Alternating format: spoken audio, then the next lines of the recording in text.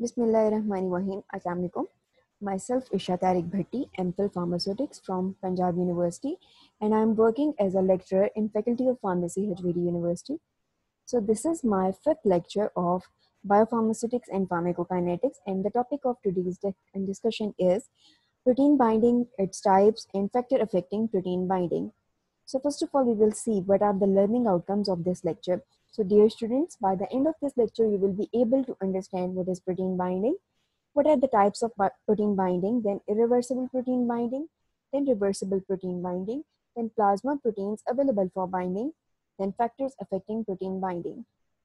So let's start our discussion with protein binding. So what is protein binding? Protein binding is the complexation of drug to plasma protein. Or you can say when a drug bind with, or you can say when a drug form a complex with the plasma protein, it is known as protein binding. So protein binding occurs due to interaction of drug molecule with the binding site available on the protein molecule. So what happened in protein binding? In protein binding, there is an interaction between the drug molecules and the binding site which are available and the binding sites which are available on the protein molecules. So when the drug bind to the bind at binding site of the protein molecule, it will form protein binding complex. These binding sites are assumed to be preformed, but binding of one drug may also modify the configuration of the protein in such a way that the drug binding influence the nature of binding of further molecules of drug. So what happened? When as these binding sites are preformed, so what happened? When a drug bind to a protein molecule, what it will do? It will modify the configuration of the protein. As you know, we can consider here the example of lock and key model of or you can say induced fit model in enzyme substrate complex. What happened in that case? When the enzyme bind to the substrate, it induces some changes in the structure of the substrate, and then it will show its action. Then it will form the reaction complex, and then it will show its action. So similarly here, what happened is when the drug bind to protein molecules at the binding site, what it will do, it will induce or modify configuration of the protein, and um, this modification is in such a way that it influences the nature of binding of further molecules, that it influences that the other molecules to bind to it, so that the reaction process can be continued or may be continued. Then comes an example. Okay, here we can consider the example of binding of um, hemoglobin to the binding of oxygen molecule to the hemoglobin protein. Hemoglobin is a protein. So when the oxygen molecule bind to it, it induces or it changes the configuration or modify the configuration of the protein, that is hemoglobin, and this modification is such that it influences the other molecules of oxygen to bind with hemoglobin. So now we will consider what are the types of protein binding. So there are basically two types of protein binding. First is irreversible drug protein binding, and the second one is reversible drug protein binding. So first of all, we will discuss what is irreversible drug protein binding. So in case of irreversible drug protein binding, it is the result of chemical activation of drug which then attach strongly to the protein or macromolecule by covalent bonding. So in this case,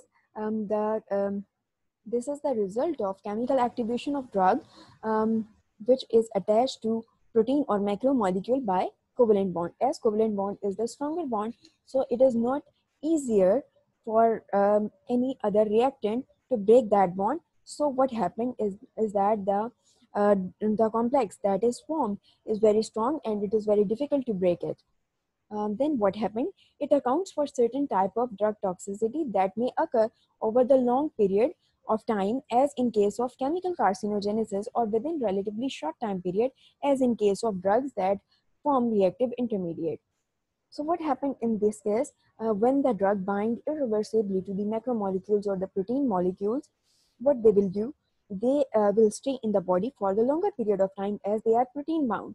so the protein is not then re-available for the other molecules to bind, as it is already binded with the drug that is irreversibly bind with it by the help of covalent bond. So the drug is available in the body for longer period of time, and as it is available for the longer period of time, it shows its action for the, or you can say it is available in the body for the longer period of time. And what it will do, it will affect the body, or its toxicity, as the drug started to build up into the body, or starting stored into your body. What happened, it will lead to toxicity, as in case of chemical carcinogenesis, or within relatively short time period, as in the case of drugs that form reactive intermediates. So the examples are, as in case of chemical carcinogenesis, and or within the relatively short time period, as in the case as in the case of drug that form reactive intermediates. What happen? They stay for the longer period of time into the body and may induce or may lead to toxicity. Then comes example. For example, the hepatotoxicity of higher doses of acetaminophen is due to the formation of reactive metabolite intermediates, which interact with the liver proteins. So what happened is, in case of hepatotoxicity, when you take the higher dose of acetaminophen, and then it will induce hepatotoxicity. How this will induce? It will lead to the formation of reactive metabolite intermediate, and these reactive metabolite intermediates, they interact with the liver proteins, and in turn, or you can say, they lead to liver toxicity, as they bound to the liver protein irreversibly with the help of covalent bond, so it lead to toxicity. Then comes a reversible drug protein binding. So what happened in reversible drug protein binding? Most drugs bind with proteins by reversible process. It implies that the drugs bind to the protein with weaker chemical bonds, such as hydrogen bond or van der Waals forces. So in this case, the drugs that are bound to the proteins, they bound with them with the weaker chemical bonds or weaker linkages that are such as hydrogen bond or van der Waals forces. These are the weaker forces, so it is easier for them to break up, and the protein molecule is released. So it is further available for the other drugs to bind with it. And the amino acids that compose the protein chain have hydroxyl or hydroxyl carboxyl or other sites are available for reversible drug protein and reversible drug interaction. So what happened in that case? Amino acids are the functional units of protein. So they may have hydroxyl or carboxyl or other sites available, at which the reversible drugs they bind, and then they perform their action, or you can say they interact with that proteins. So this is the case with the reversible drug protein binding. Plasma proteins available for binding. So drug bind to various macromolecular components in the blood, including albumin, alpha acidic glycoproteins, then lipoproteins, then immunoglobulins. These are some type of macromolecules or the protein which are available in the blood plasma, and they react with the drugs to generate their effect. So what happened? First of all, we will study albumin. Albumin is the major portion of the plasma proteins. So in body, albumin is synthesized exclusively by the liver and is distributed in the plasma and in the extracellular fluids of skin, muscles, and various other tissues. So as albumin is synthesized by the liver, so it is distributed in the plasma and in the extracellular fluids of skin, muscles, and various other tissues. So this is the major portion of plasma proteins. Interstitial fluid albumin concentration is about 60% of that in plasma. So as interstitial fluid albumin concentration is considered, it is about 60% of that in plasma. That is, it comprises of 60% of interstitial fluid as that in plasma concentration. So next is, normally albumin concentration is maintained at relatively constant levels of 3.5 to 5.5, that is weight per unit volume, or 4.5 milligram per deciliter, and that is the average of 3.5 to 4.5. So next is, it is the major component of plasma proteins that are responsible for reversible drug binding. So what are the features of albumin? These are the larger proteins with molecular weight of 65,000 to 69,000 Dalton. Elimination half-life is 17 to 18 days. And it contain, or it have, several binding sites available for other drugs, for drugs to bind with it and to show the action, and to become available for the interaction, and then bind with acidic drugs. Albumin really bind with acidic drugs. Then comes role of albumin. What is the role of albumin into the body? It is responsible for maintaining the osmotic pressure of the blood, as it is the major portion of the plasma. As plasma contain blood cells, plasma and the major portion of plasma is this albumin. So what they will do? What is their role? They really maintain the osmotic pressure of the blood due to their higher concentration, and they are also responsible for the transport of endogenous and exogenous substances. So what are the endogenous and exogenous substances?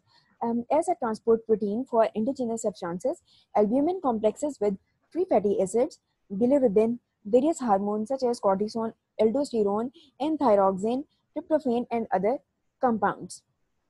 So this albumin, it also acts as an transport protein, and it is usually a transport protein for the endogenous substances. And what are these endogenous substances? Albumin complexes with free fatty acids, bilirubin, various hormones such as cortisol, aldosterone, thyroxine, and tryptophan, and other different molecules. Then is next, that is binding with drugs. So albumin is the major plasma and tissue responsible for plasma protein or tissue plasma and tissue protein responsible for binding of most drugs. So it has known binding sites that share the binding of many drugs.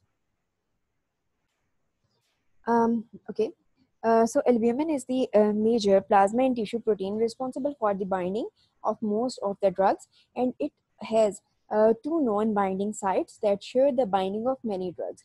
So um, albumin is basically responsible for most of the binding of drugs, and there are two binding sites which are located on the albumin molecules. Binding site 1, and as this is the binding site 1, it is shared by phenylbutazone, sulfonamides, phenytoin, and valproic acid. And then it comes binding site 2. Binding site 2 is shared by semisynthetic penicillin, probenoids, medium chain fatty acids, and benzodiazepines. Some drugs bind to both sides, and there are some examples of drugs that can bind to the both of the binding site 1 and binding site 2. It possesses both negatively and positively charged binding sites, and many weak acids that are anionic drugs, they bind to albumin by electrostatic or hydrophobic bonds. For example, salicylate, phenylbutazone, and penicillin are highly bound to albumin. So really the weakly basic drugs that are anionic drugs, they bind to plasma protein by electrostatic or hydrophobic bonds. And the example of the drugs that bind to uh, um, albumin are salicylate, phenylbutazone, penicillin. These are the highly albumin bonding drugs. The strength of drug binding is different for each drug. So the each and every drug that bind to plasma protein, that is albumin, it have different strength of its binding. So what are the factors that affect the binding capacity? First of all, pregnancy, then surgery, then age, then sex, then inheritance, then racial differences. These are the factors that affect the interaction of the drug with the protein. So then comes globulin. Several globulins such as alpha, beta, and gamma globulins are available in the body. So the alpha 1 acid glycoprotein or orso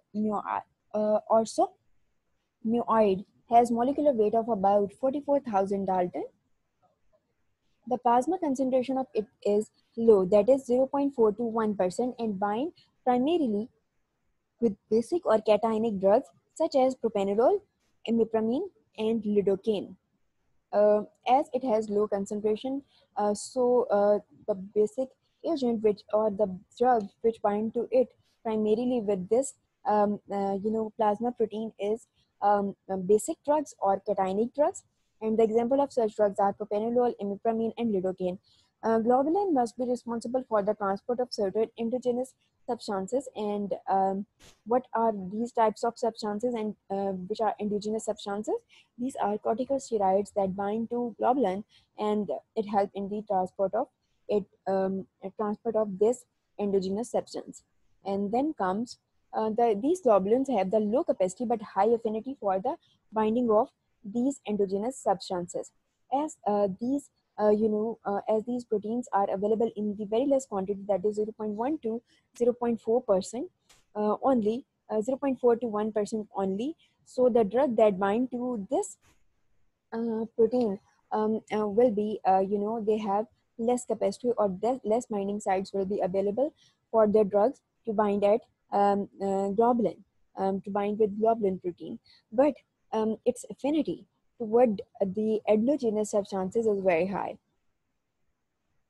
Then comes, it is reported to be bound with some drugs. And features of globulin are, it has high affinity site, and it usually bind with basic drugs. So then comes the next, that is other plasma proteins that are available for binding. So the examples are lipoproteins, fibrinogen, and ceruloplasmin. So first of all, we will discuss what is lipoproteins. They are macromolecular complexes of lipids and proteins, and are classified according to their density and separation in the ultracentrifuge. As you know, there are ultracentrifuge machines that that will help to separate the different components of the blood. So as we centrifuge the blood, you will get the plasma and the blood cells. So if we separate the blood cells, what happened? The plasma that will remain, it will it will settle down on the basis of different proteins it contain, according to the density and the separation, and their separation in the ultracentrifuge machine. So they are on the base of that, they are classified as very low density lipoproteins, low density lipoproteins, and high density lipoproteins. They are responsible for the transport of plasma, lipids, and may be responsible for binding of drugs if the albumin site becomes saturated. So in the case when albumin sites are saturated, what is the next choice? Next choice is lipoproteins. So they are responsible for the transport of plasma lipids, and may be responsible for the binding of drugs if the albumin sites become saturated. So the next slide is fibrinogen. Fibrinogen and its polymerized form fibrin are involved in the formation of blood clot. So then is ceruloplasmin. Ceruloplasmin is involved in the transfer of copper and other drugs with metallic components. Then comes factors affecting the protein binding. First of all, the drug. Physicochemical properties of the drug, usually lipophilic drug, do not bind with plasma protein. Total concentration of the drug in the body is also influences the binding of drug with the plasma protein. If the more drug is available, it will bind with the it will contain more binding site available for the other drugs to bind with it. So then comes protein. First of all, quantity of protein available for drug protein binding. And the next one is quality or physicochemical nature of the protein synthesized. These are the two basic features of the protein on which the protein binding depend. First is how much quantity of protein is available for drug protein binding, and what is the quality or physicochemical nature of the protein that is synthesized. Then comes affinity between drug and protein. So the drug that bind to plasma and protein, it will have the affinity toward the protein molecules. So include the magnitude of the association constant. In this, we will usually consider the magnitude of the association constant, that how much affinity it contains. Then drug interaction, competition for the drug by the other substances at the protein binding site. is called interaction. Alteration of protein by a substance that modify the affinity of the drug for protein. For example, aspirin, acetylate, lysine residue of albumin. Then pathophysiological condition of the patient. Drug protein binding may be reduced in uremic patient and in patient with hepatic disease. And why is it so? Liver disease result in decrease in plasma protein, uh, plasma albumin concentration due to decreased synthesis as the liver function is compromised. What happened then? It will decrease the plasma albumin concentration. Why so? Because as I told you earlier that these proteins are this protein, that is albumin, it is synthesized in the body in the liver. So if the liver function is compromised, then it will not be available for binding. In nephrotic syndrome, an accumulation of the waste metabolites such as urea and uric acid, as well as accumulation of drug metabolites, may alter protein binding of drugs. So what happened in nephrotic syndrome? In nephrotic syndrome, the renal function is compromised. So as the renal function is compromised, so what happened? Waste metabolites such as urea and uric acid, they start to accumulate. Accumulation of drug metabolites and may alter the protein binding of the drug that is administered. Then comes swear burn may cause an increased distribution of albumin into the cellular extracellular fluid, resulting in smaller plasma albumin concentration. So in case of swear burns, what happen? It will causes the increased distribution of albumin into the extracellular fluid. What will in turn it will do? It will result in smaller plasma albumin concentration. The quality of the protein may alter due to genetic disorders, chronic liver and renal disease. An alteration in the protein quality may be demonstrated by an alteration in the association constant or affinity of the drugs for the protein. Then comes speed of injection. It is highly dependent on protein binding is greatly dependent on the speed of injection. So a rapid IV injection may increases the free drug concentration of some highly protein bound drugs and therefore increase in the intensity of the action. It may be attributed to an initial saturation of the protein binding site. So what happened in case of rapid IV injection? In case of rapid IV injection, the free drug concentration in the body, it will be high. How it will become high? Um, um, um, as the concentration of drug is high, so the intensity of action will also be high. And this high level of free drug that is available for its action is attributed to the initial saturation of the protein binding site. So as the proteins are already bind, or they are already saturated, initially saturated, so no further protein is available for interaction and it will lead to greater intensity of action. So what happened next?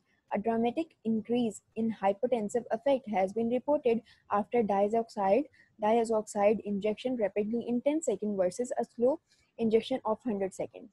So how this will happen?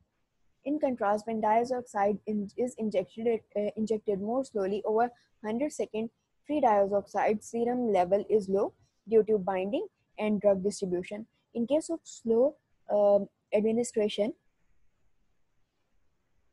free diazoxide serum level is low, and why its level is low? Due to binding and drug distribution. The slower injection of diazoxide produces a smaller fall in blood pressure even though the drug total dose injected was the same. It is not dependent on the dose that is administered. It depends on the frequency of administration, that at which rate the drug is administered into the body. Then comes concentration of proteins. Plasma protein concentration is controlled by the variables such as synthesis, catabolism, distribution between the intra and extravascular spaces, then excessive elimination of the plasma protein. So the plasma protein concentration is controlled by different variables such as how much protein is synthesized, how much it is catabolized, or how much protein is undergoing or gone through catabolism reaction, and how much it is distributed between the intra and the extravascular space. So excessive elimination of plasma protein will be produced. A number of diseases, age and trauma, etc., also affect the plasma protein concentration. As in the case of diseases, it will be liver or hepatic disease or the renal disease that will affect the um, uh, condition of the patient, or the protein binding sites that are available. So age, as in old age, and all the systems are compromised and the functionality is reduced, so less protein is available for less protein will be synthesized, and in turn it will be less available for its interaction, and same in the case of trauma. So this is all about today's lecture. We have studied protein binding, types of protein binding, then irreversible protein binding, then reversible protein binding, then plasma proteins that are available for binding, and in the last, factor affecting the protein binding. So thank you so much for listening. And dear students, if you have any question pertaining to this lecture, you can ask me on Google Classroom discussion board. And the class code for the Google Classroom is mentioned on this last slide. So thank you